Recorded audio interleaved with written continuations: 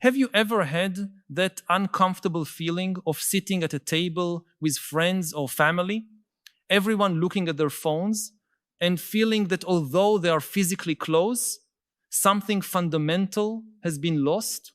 Or maybe you have experienced that revealing moment when, in the middle of a work meeting full of corporate jargon and productivity goals, you silently ask yourself, is this really what matters in life? Is this why we are here? If you have ever felt this, you are not alone.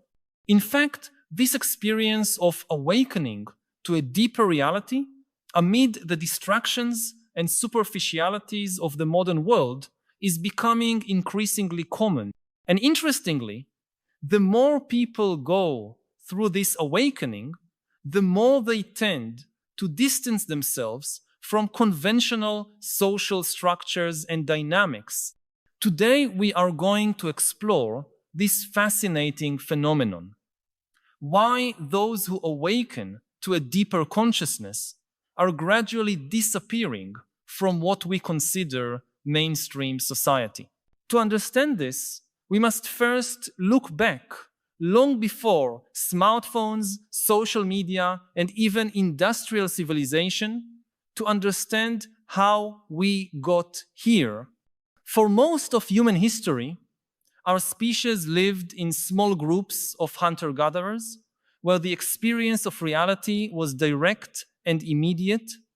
There was no significant separation between the individual and their community, between humans and the natural world. Human consciousness was completely immersed in the present experience, in direct contact with other human beings and with the natural environment. People did not need abstract theories about the meaning of life or self-help manuals to know how to live. They simply lived, responding to the immediate needs of survival, reproduction, and social cooperation. Of course, that does not mean that our ancestors lived in an idyllic paradise. Life was harsh, often brutal, and frequently short. Predators, hunger, disease, tribal conflicts, these threats were constant.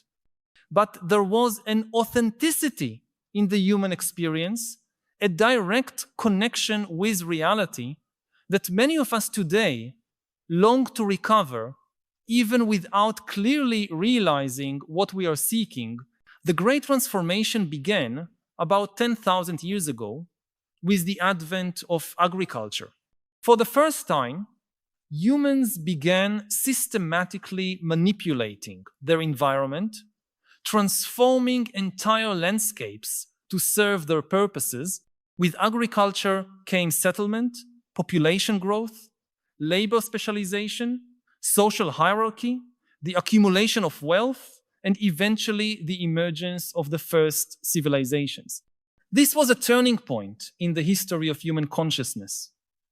We began to move further and further away from direct contact with the natural world and to live in increasingly artificial and controlled environments. Our time and attention came to be regulated not by the natural rhythms of day and night, of the seasons of the year, but by abstractions such as the calendar and the clock. And as society became more complex, new layers of mediation arose between us and direct reality. Written language, money, laws, bureaucracies, rigid social hierarchies.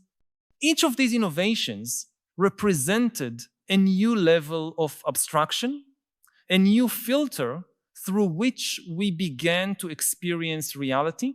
This process of distancing from direct experience and immersion in realities, mediated by abstractions, continued and accelerated dramatically with the Industrial Revolution. Suddenly, millions of people left the countryside, where they still maintained some connection with natural cycles, to live in industrial cities, working in factories, following the rhythm dictated by machines. Human time, which once followed the rhythm of the seasons and the sun, came to be rigidly controlled by the factory clock. The sensory experience, which had previously been shaped mainly by contact with the natural world, became dominated by the urban environment, by machines, by constant noise, by smoke, by confinement, and then we arrived in the information age. The digital revolution and the mediation of human experience reached unprecedented levels. Today, for many of us, especially in developed urban societies, practically the entire experience of reality is filtered through layers and more layers of abstraction and technological mediation. We spend most of our waking hours looking at screens, interacting not with real people in physical environments, but with digital representations in virtual environments. Our experience of the world is increasingly shaped by algorithms designed to maximize our engagement, not our well-being or our understanding of reality. Our social interactions are mediated by platforms that transform human relationships into commodities, quantifiable in likes, shares, and followers. And the most disturbing thing is that these mediations are not neutral, they are impregnated with the values and goals of the economic and political systems that created them. In a global capitalist economy, the technologies that mediate our experience are designed primarily to serve market interests, increase consumption, maximize labor productivity, collect data for targeted advertising. In authoritarian systems, these same technologies are adapted to serve the interests of state control, mass surveillance, manipulation of public opinion, suppression of dissent. In both cases, the technological mediation of human experience serves objectives that are often in tension, if not in direct contradiction, with the deepest human needs for authentic connection, meaning, and autonomy. And it is precisely here that we find the root of the phenomenon we are exploring today. Why those who awaken to a deeper consciousness tend to move away from conventional society? Because awakening in this context means recognizing and beginning to free oneself from these layers of mediation, these filters that distort our experience of reality. It means realizing that much of what we consider normal, necessary, or inevitable in our society is in fact a relatively recent construction in human history, and often a construction that serves interests that are not our own. Let us consider what awakening really means in this context. I am not talking about some esoteric, mystical experience, although that can also happen. I am talking about a very concrete and practical awakening to the nature of the social, economic, and technological structures that shape our daily experience, and how these structures often alienate us from our most fundamental human needs. This awakening can begin in many different ways. For some people, it begins with an existential crisis, a moment when they stop and ask, is this it? Is this what I am living for? For others, it may begin with a physical or mental breakdown when the body or psyche simply refuses to continue functioning within the parameters imposed by society. It may begin with the recognition of the global ecological crisis and the realization that our current economic system is literally destroying the biophysical foundations that sustain human life. Or it may begin with the observation of the profound inequalities and injustices embedded in our social structures, and the moral dissatisfaction with a system that values some lives much more than others. I need to pause for a moment and ask you directly, which aspect of this technological future we are discussing most awakens your fear or apprehension? Do you also lie awake at night thinking about it? I know that many times we keep these concerns to ourselves, perhaps for fear of seeming paranoid or technophobic in a world that celebrates every new innovation without question. But your concerns are valid and probably shared by more people than you imagine. Share in the comments, my greatest fear about our technological future is. Your voice can help create a space where we can honestly discuss these collective fears instead of suppressing them. And perhaps by naming these fears together, we can begin to imagine ways to face them. Regardless of how it begins, awakening generally involves a radical questioning of the dominant narratives that shape our society. The narrative that perpetual economic growth is possible and desirable on a finite planet, the narrative that a person's value is determined by their economic productivity or social status, the narrative that happiness comes from consumption and material accumulation, the narrative that technology alone will solve all our problems. The more someone questions these narratives, the more they begin to see the contradictions and hidden costs of the social system we live in. And upon seeing this, it becomes increasingly difficult to participate in that system in the same way as before. That is why those who awaken often begin to withdraw to varying degrees from the structures and activities they once considered normal and necessary. But here we find an interesting paradox. On the one hand, this distancing may seem superficially like a form of escapism or denial of social reality. In fact, this is how this behavior is often interpreted and labeled by mainstream culture, as a failure to grow up, to face reality, to contribute to society. But from a deeper perspective, we can see that this distancing often represents not an escape from reality, but a search for a more authentic and direct way of experiencing it.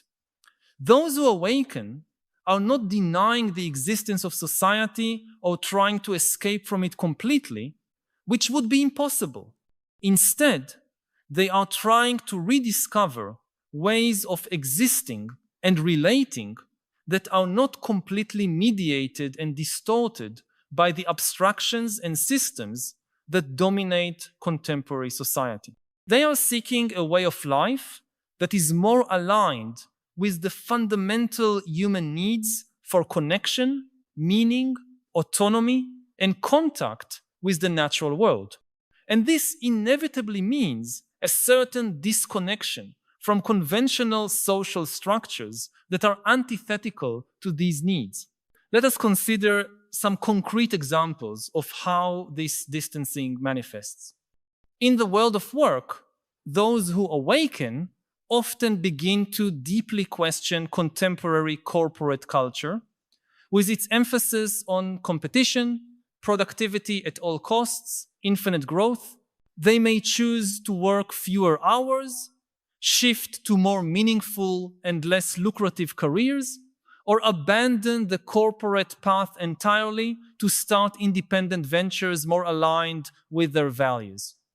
They may refuse to participate in business practices they consider unethical or harmful, even if it means sacrificing career advancement opportunities. In the realm of consumption, those who awaken often drastically reduce their participation in the consumer economy.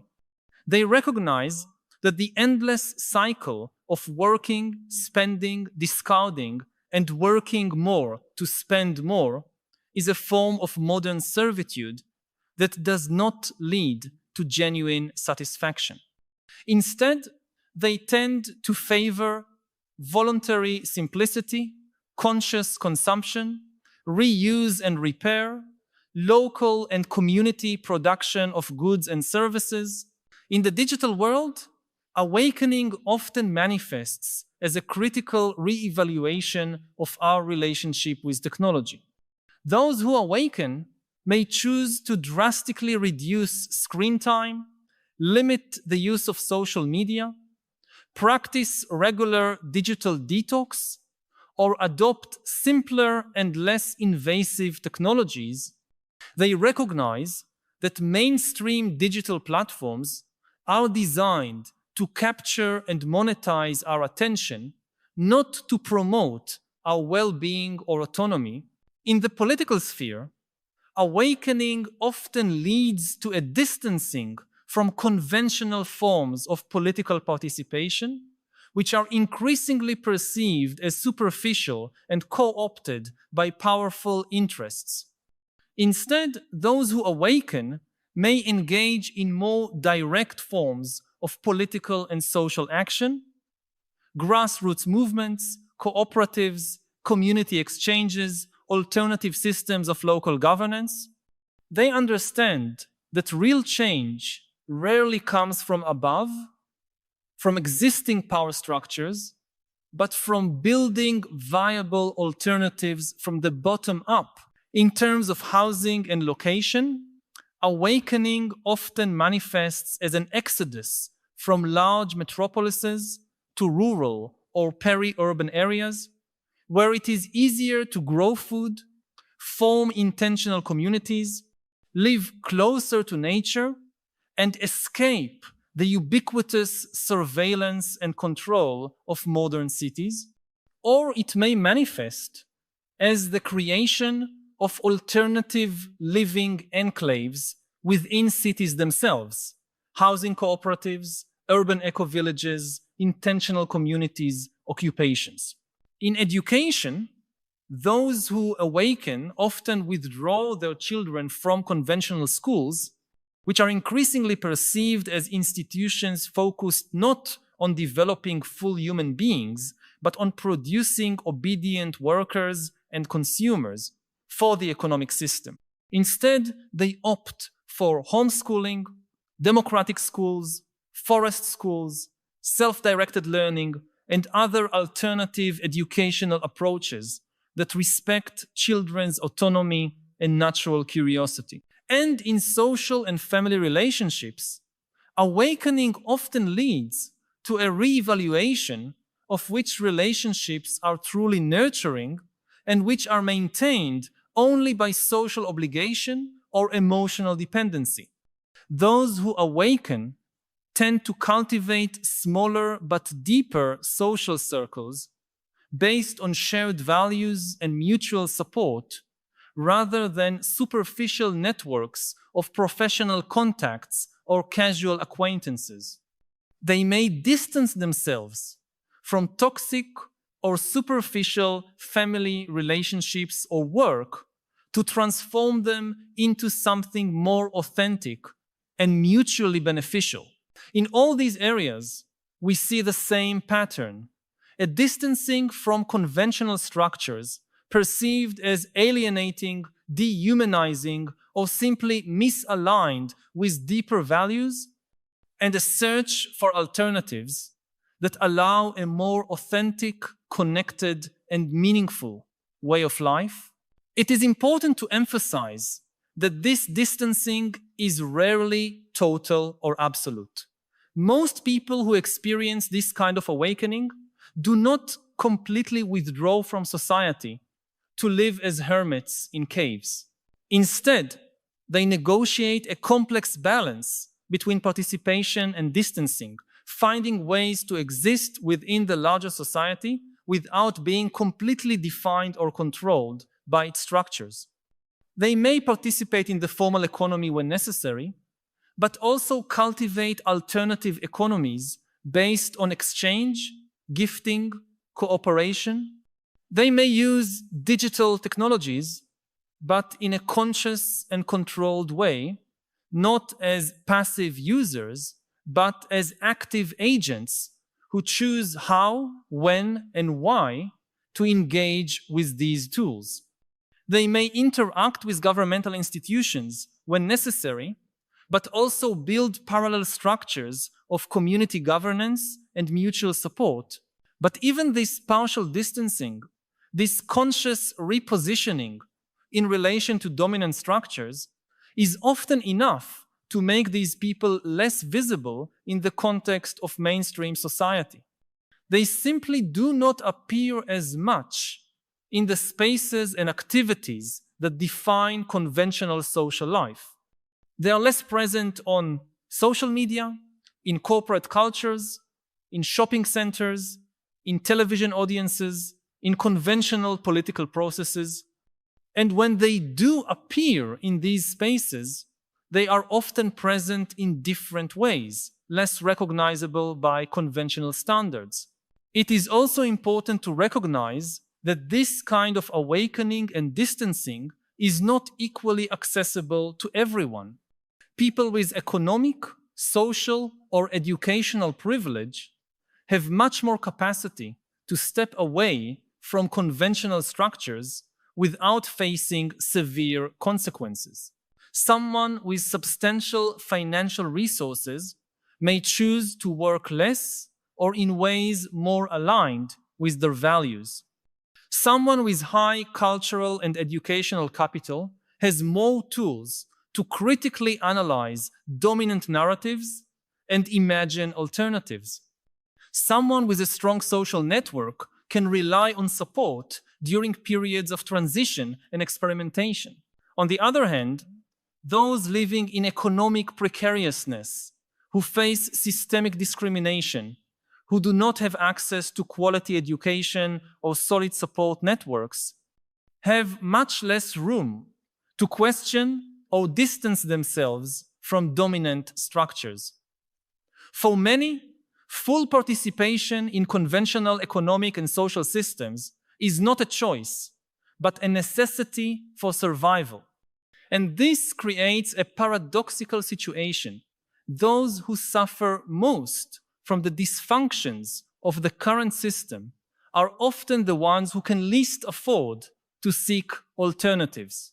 This is one of the reasons why those who awaken, especially those with privilege, often direct part of their energy toward working for the transformation of dominant systems, not only for their own well-being, but for broader social justice.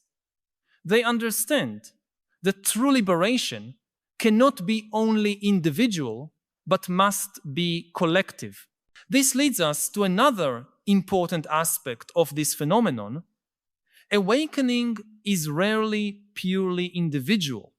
In fact, it often occurs in social contexts, in communities of practice, in broader cultural and political movements.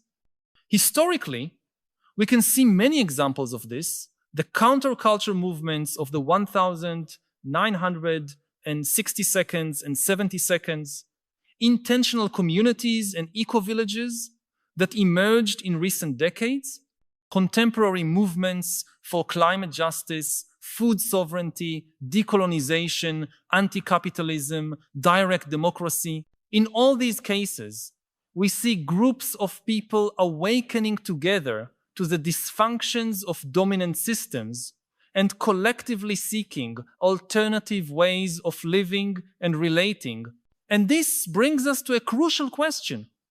Does this phenomenon of awakening and distancing represent a marginal trend destined to remain on the edges of society? Or could it eventually catalyze a broader social transformation? To answer this question, we need to consider the forces driving this awakening and which are likely to continue intensifying in the coming years. First, we have the growing evidence of the dysfunctions and contradictions of our current systems. The climate crisis, the mass extinction of species, widespread pollution, extreme and growing inequalities, mental health crises, political polarization, corporate capture of democratic institutions. All of this makes it increasingly difficult to believe that our current socioeconomic system is sustainable or desirable in the long term. As these crises intensify, more people will likely awaken to the need for fundamental change. Second, we have the very nature of contemporary digital technology, which simultaneously intensifies our alienation and provides us with tools to overcome it. On one hand, dominant digital platforms designed to maximize profit through attention capture tend to promote superficial engagement, narcissism, social comparison, polarization, and fragmented attention. On the other hand, these same technologies enable new forms of connection, collaboration, knowledge sharing, and collective organization that can facilitate awakening and the search for alternatives.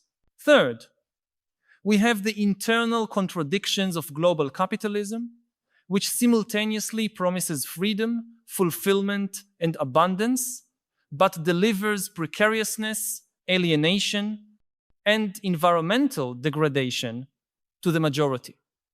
As these contradictions become more evident with the economic system requiring continuous consumption, even while wages stagnate and job security diminishes, more people are likely to question the dominant narratives that uphold this system. Fourth, we have the growing crisis of meaning and purpose in modern secular societies.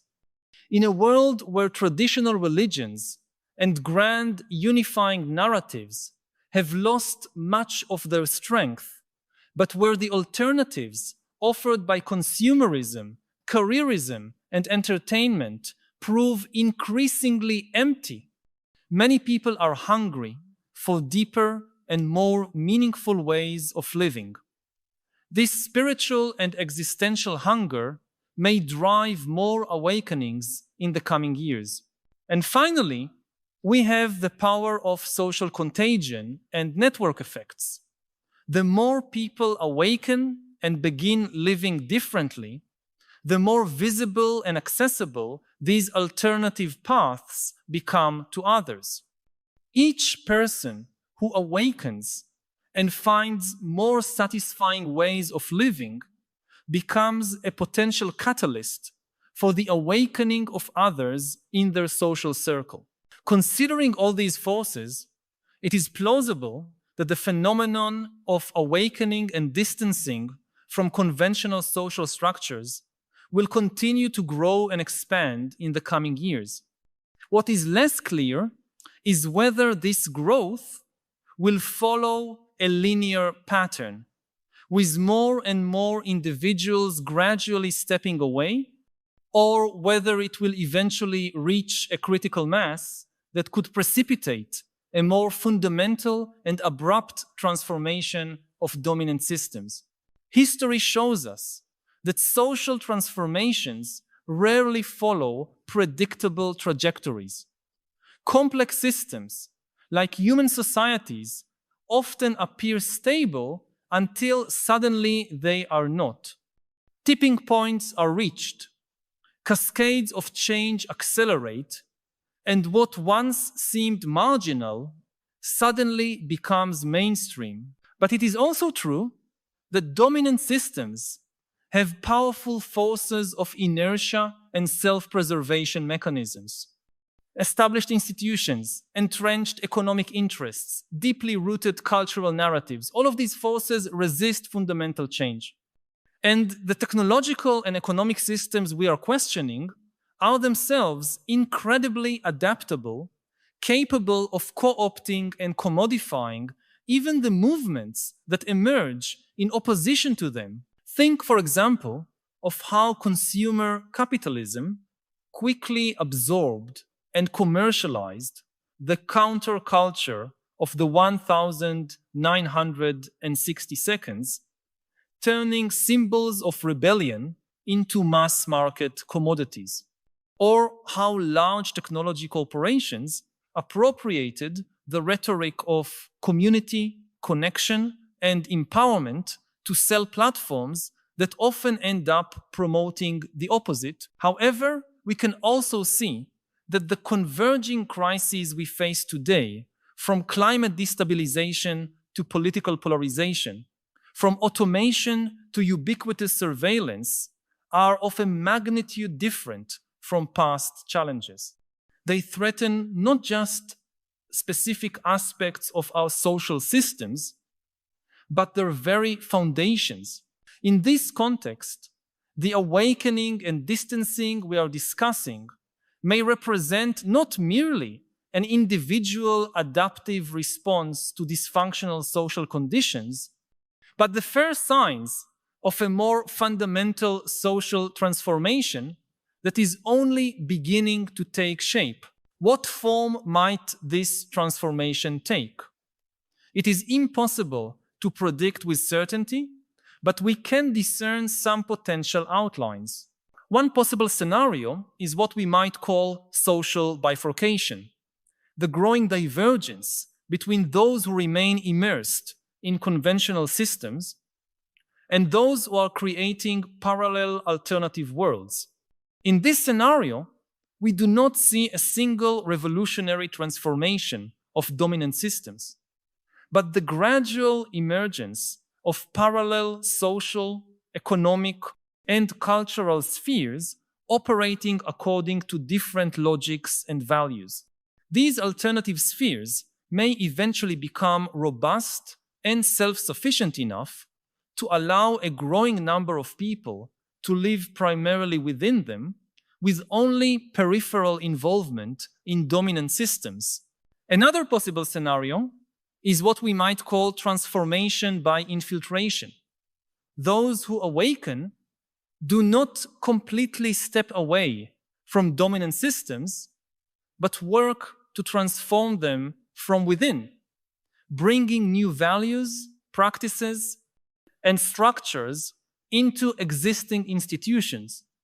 In this scenario, we see a gradual shift in organizational culture, in companies, in pedagogical practices, in schools, in the operation of markets and governments, not through abrupt revolution, but through persistent influence and demonstrative examples of viable alternatives. A third scenario is what we might call recovery of ancestral knowledge. Contemporary awakening leads to renewed interest and respect for forms of knowledge, social practices, and relationships with the natural world that existed before industrial modernity. In this scenario, we see the revitalization of indigenous traditions, pre-industrial community practices, and non-Western philosophies, not as a romantic return to the past, but as sources of wisdom for navigating the challenges of the present and future. Of course, these scenarios are not mutually exclusive. In reality, we will likely see elements of all of them, and others we cannot yet anticipate, unfolding simultaneously and interacting in complex ways. The crucial point is that the phenomenon of awakening and distancing we are discussing today is not merely a marginal trend or a sociological curiosity. It is potentially the beginning of a deeper social transformation whose contours we are only beginning to discern. But whatever form this transformation eventually takes, it will certainly involve a fundamental renegotiation of our relationship with technology. And that brings us back to the central question that motivated our exploration today. Why are those who awaken to a deeper consciousness disappearing from conventional society? The answer, as we have seen, is multifaceted. They are distancing themselves because they recognize that many of the structures and practices that define mainstream society are fundamentally alienating, dehumanizing, or simply misaligned with deeper human needs.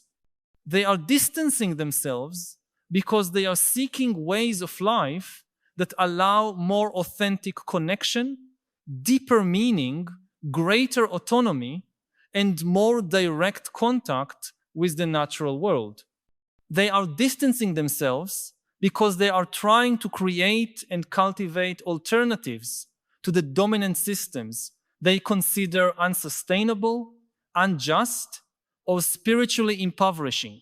This distancing is not an abandonment of society itself, but an attempt to rediscover and rebuild forms of human sociability that are not completely mediated and distorted by dominant economic, political, and technological systems. It is a search for ways of being human together that honor our interdependence not only with one another, but with the entire web of life on Earth. And it is ultimately an expression of hope.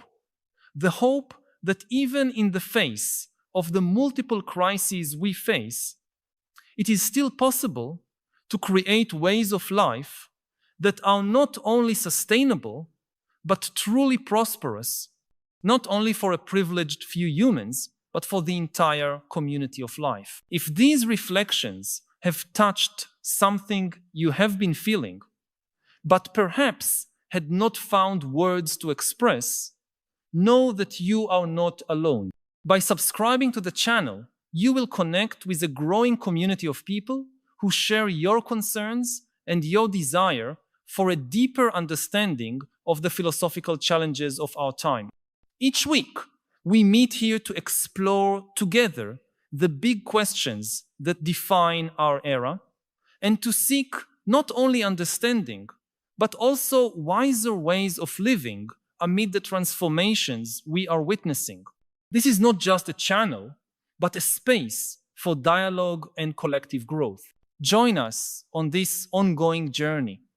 Subscribe so we can continue this essential conversation about how to live with more wisdom and purpose in a world that often leaves us disoriented and divided. Remember, awakening is not the end of the journey, but only the beginning. What we do after awakening, how we translate our expanded consciousness into concrete ways of living, loving, and creating together, that is what truly matters. And it is a question that we can only answer collectively through continuous dialogue, courageous experimentation, and the patient building of new worlds inside the shell of the old. Thank you for joining this exploration with me today. I hope it has sparked not only thoughts, but also a renewed sense of possibility and purpose. Until next time.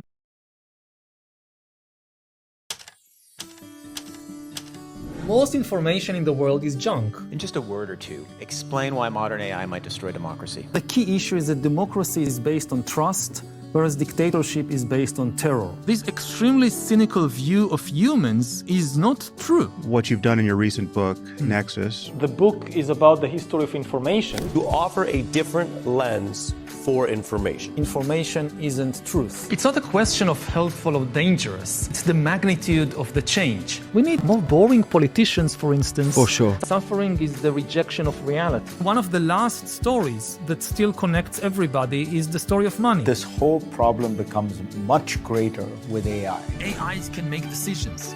They are not just tools in our hands. They are agents creating new realities.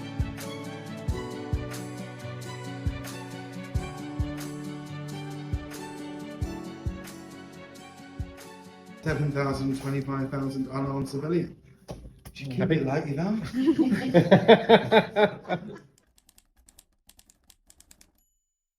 AI should never pretend to be a human being. All this talk about freedom of speech is in many ways misleading because only humans have freedom of speech.